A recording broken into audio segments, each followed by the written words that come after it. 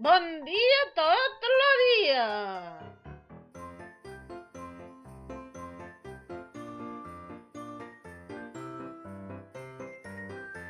D'on ve la tradició de menjar de grans de raïm per cada campanada?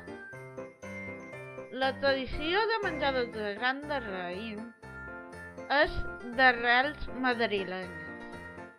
Quan fa més de 100 anys, l'any 1909, hi va haver un excedent de raïm. I per trobar-hi una sortida, es va estendre la creença, que avui en dia encara està estesa, que menjar un gran de raïm per campanada donava bona sort.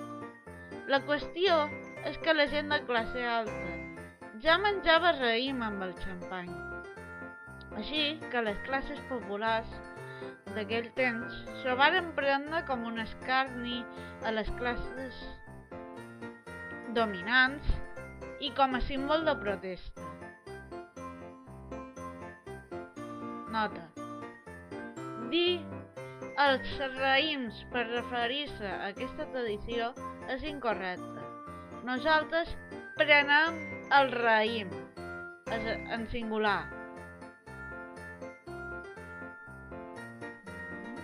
M'agradaria dir-vos que tingueu una bona entrada a l'any nou i que fins un altre. Fins al pròxim vídeo.